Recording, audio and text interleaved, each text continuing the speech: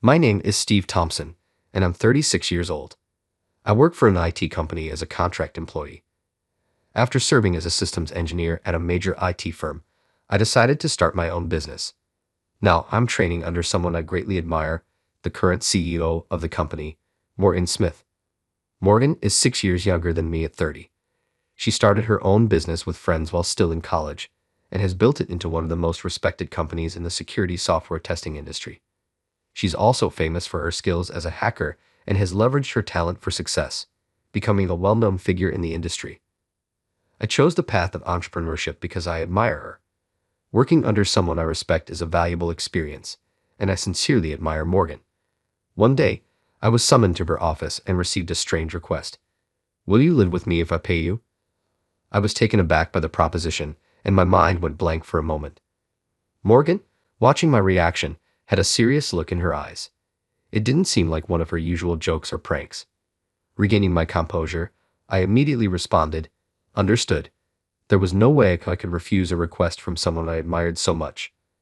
I had no idea what her intention was, but if there was something I could do, I'd do it wholeheartedly. We had built a strong level of trust between us.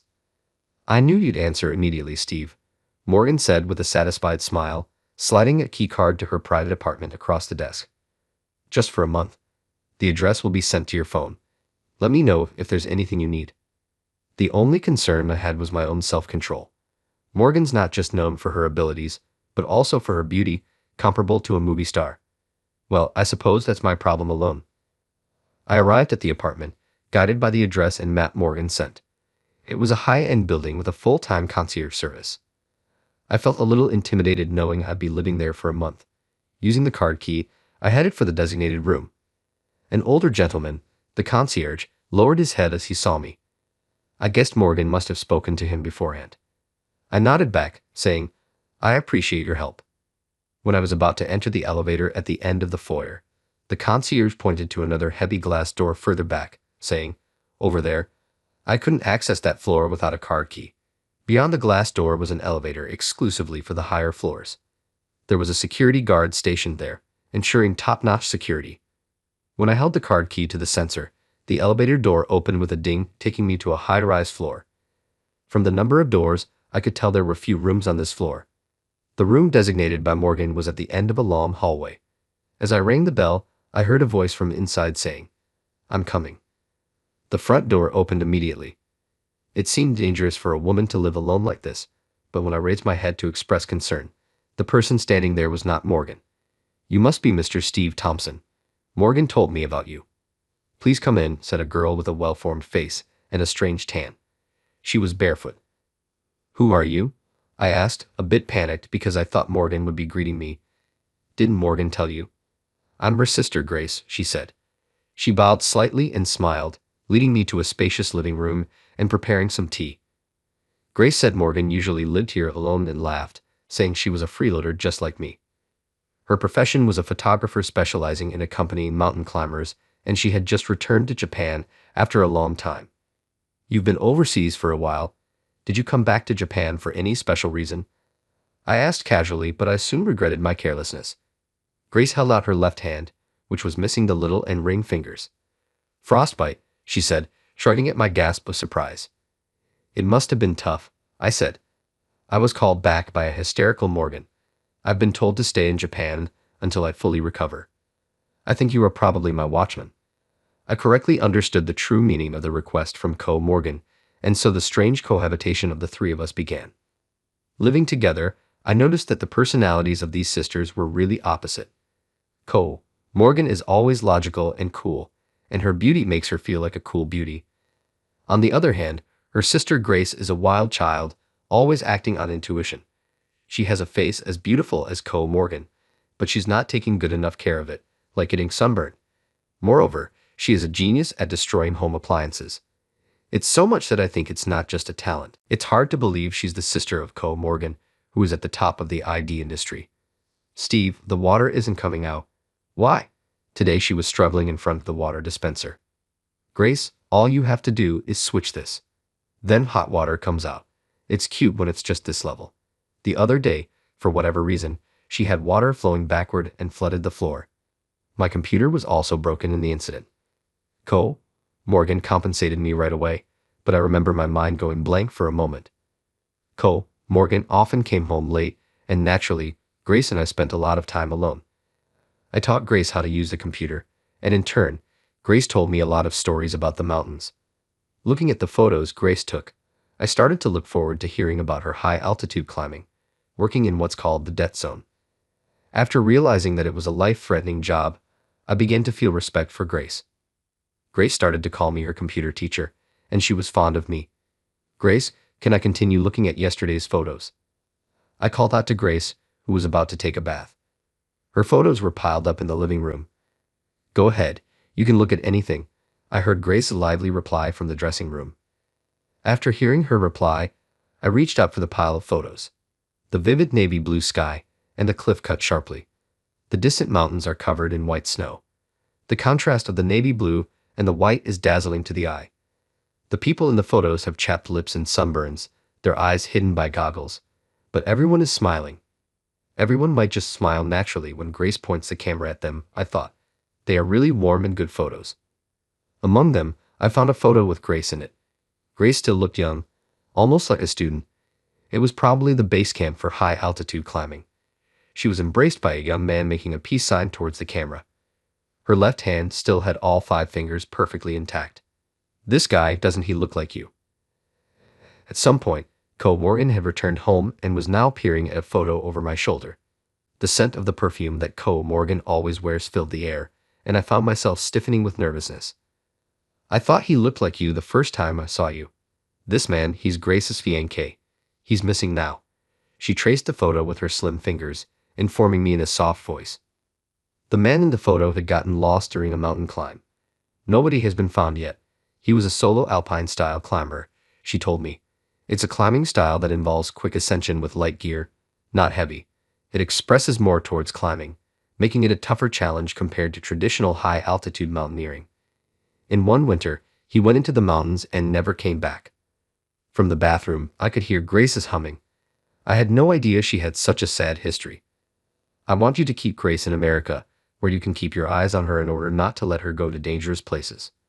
Co. Morgan's voice was serious. Is it because I look like Grace's fiancé? Upon my query, Co. Morgan nodded with a sorry expression. The reason Co. Morgan chose me for this task was because my face resembled Grace's ex-fiancé. She probably thought I could keep Grace here if I looked exactly like him. Listening to Co. Morgan's reasoning, I felt a twinge of disappointment. Was it towards me or towards Co. Morgan? I just felt my energy draining away. I thought I had been chosen because I was admitted and trusted by Co. Morgan. Co. Morgan was looking at me, her face clouded with worry. I felt I needed to say something, but words eluded me.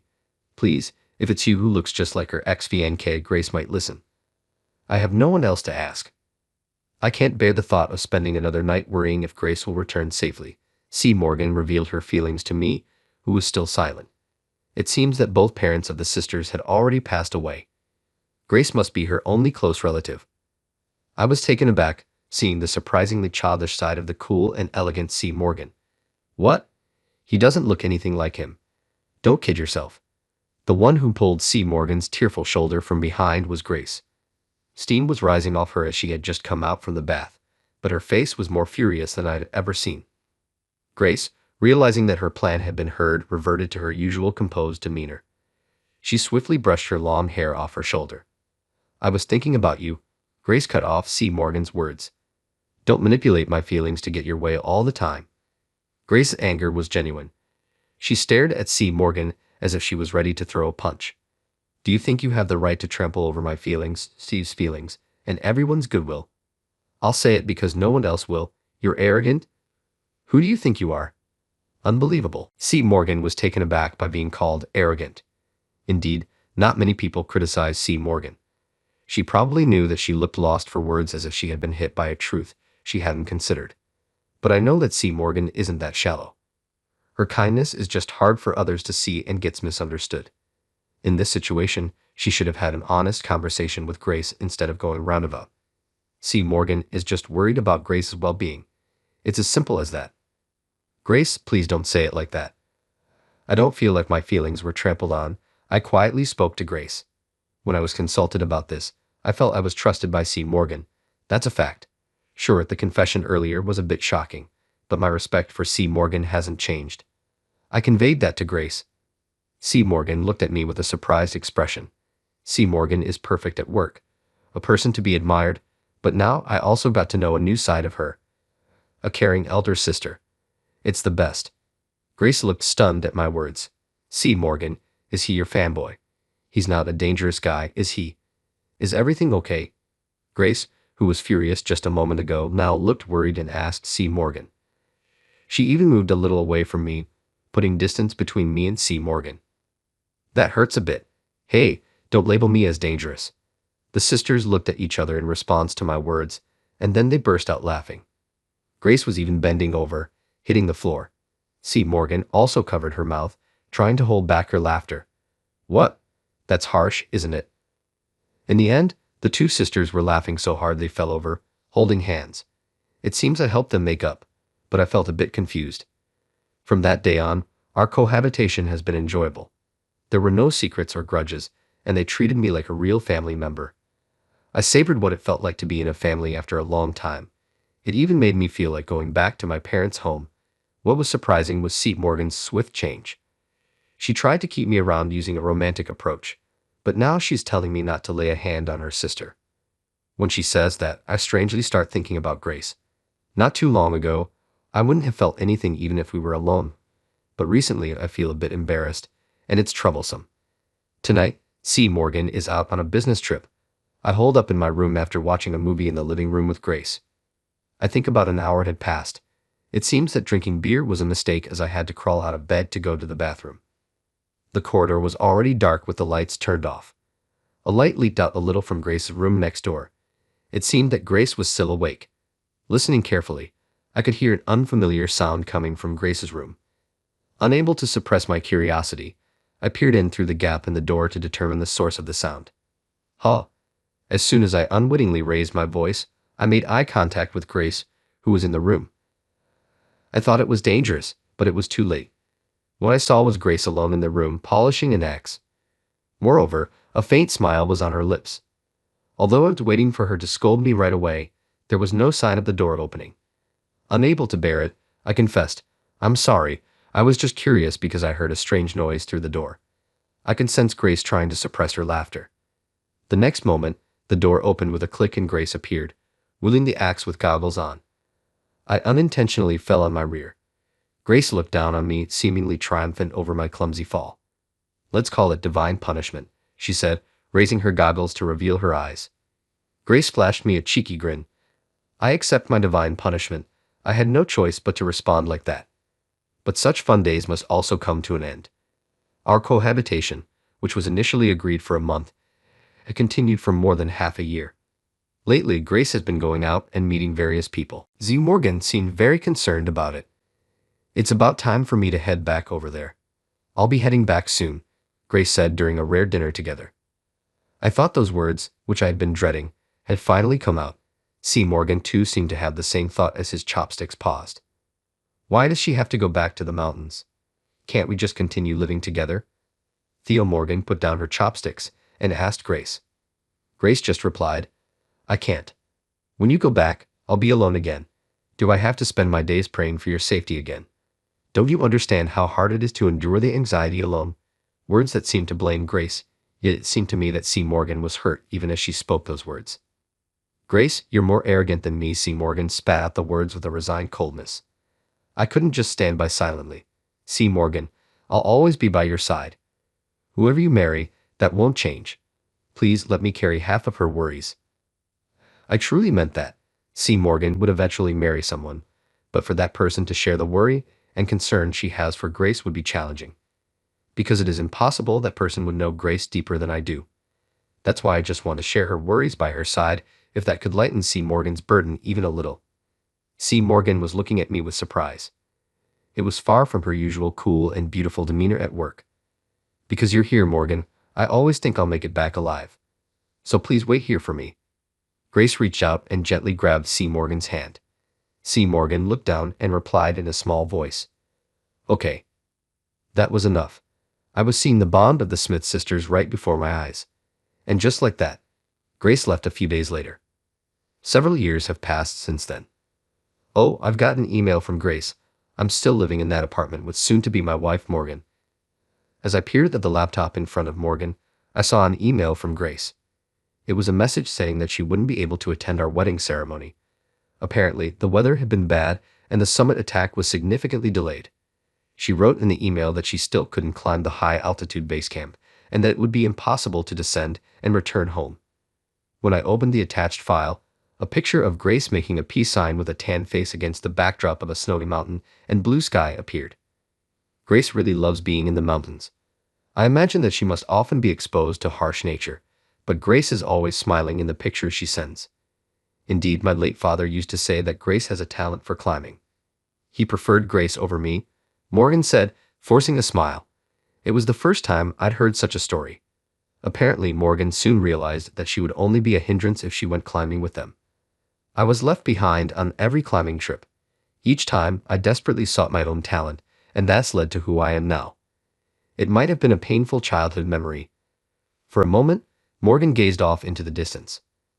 There was another talent sleeping within her. I can't help but be impressed by the strength of Morgan, who believed in that and kept searching.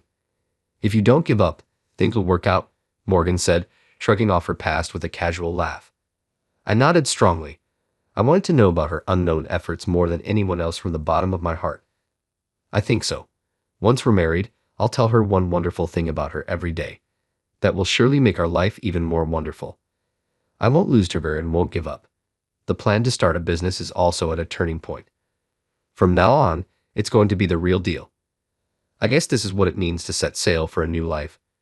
We'll overcome anything together, no matter what. Looking at Morgan's face, I made that pledge in my heart.